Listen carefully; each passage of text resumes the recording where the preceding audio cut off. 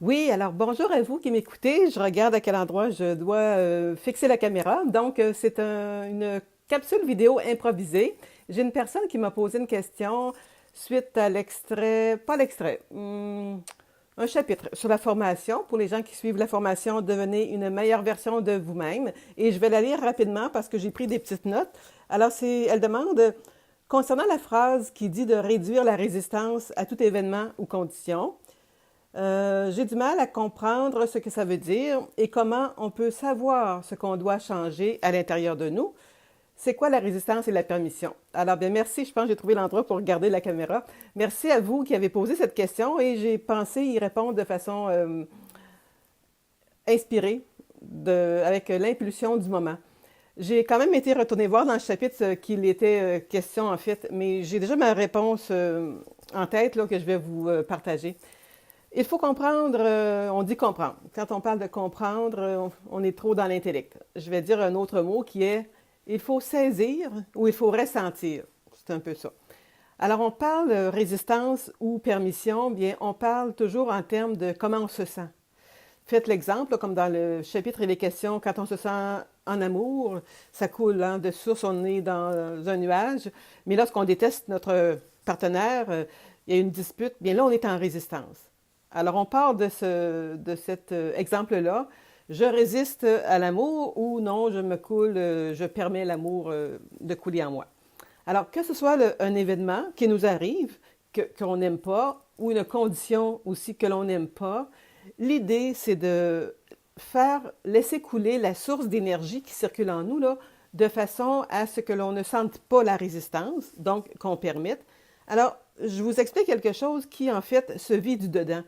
Alors, je vous transpose ma réponse en vous disant que réfléchissez un peu là, à comment vous vous sentez dans des moments que vous êtes, exemple, dans une condition que vous n'aimez pas. Vous sentez une résistance en vous. Donc, c'est ce que ça veut dire, permettre à ce moment-là, bien, au moment de la résistance, vous en prenez conscience. Vous devez être disposé à rester consciente, dire, ah, bien là, je ne suis pas dans un bon moment. Qu'est-ce que je pourrais faire pour permettre à la vie de couler en moi, que je retrouve ma joie de vivre dans un moment qui est difficile comme une dispute ou quelque chose d'autre là, que vous n'aimez pas dans votre vie.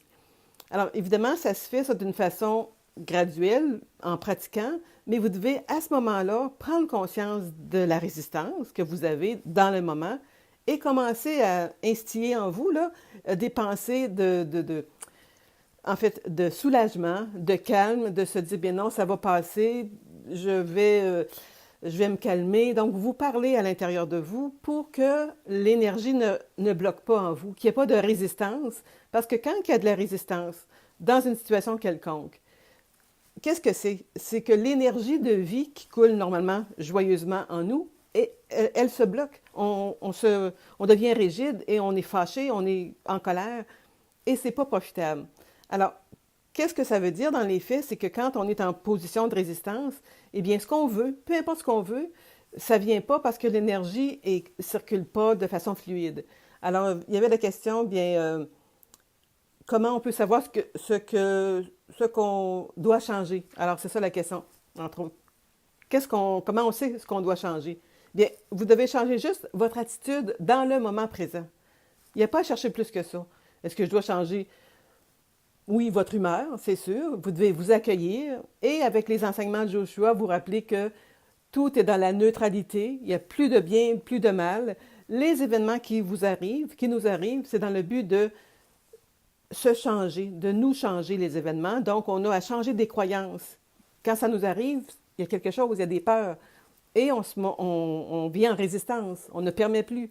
Alors, c'est pour ça qu'on a un travail à faire dans ces moments-là, qu'on se conscientise maintenant de plus en plus que, oups, j'ai une résistance, il y a une condition qui m'arrive, un événement, je ne suis pas bien. Vous devez travailler ça. Alors, si je reviens avec la question, comment on peut savoir ce qu'on doit changer, bien, c'est votre attitude, votre énergie intérieure. C'est pas d'aller chercher quelque chose à manger ou c'est pas quelque chose à déplacer un meuble, ça ne changera rien. Il faut se rappeler que c'est soi qu'on doit changer et graduellement, votre énergie va devenir plus fluide, va devenir plus légère et de fois en fois, bien, vous allez être moins porté en réaction et ça va devenir, ça va être la permission. Donc, la permission de l'énergie de circuler. Évidemment, entre-temps de tout ça, bien, qu'est-ce que vous pensez à longueur de journée? C'est quoi votre rêve, votre objectif? Je dis objectif, mais votre idéal de vie. Et allez-y avec ça. Revenez dans votre idéal de vie, même s'il n'est pas encore dehors manifesté, il l'est déjà en termes énergétiques. Et ce que la vie veut, c'est qu'on soit tellement vibrant d'énergie que ce qu'on dit vouloir apparaisse dans notre réalité. Mais entre-temps, l'humeur, l'attitude, ça travaille par en dedans et c'est dans des moments plus fébriles de vie, quand on est plus en mode de malaise temporaire, c'est là qu'on doit faire le travail intérieur. Alors, je pense que ça répond à la question de la personne. C'est très général, mais je voulais répondre de cette façon-là pour aujourd'hui. Alors voilà, donc merci de votre attention, puis on se dit à la prochaine vidéo inspirée. Au revoir.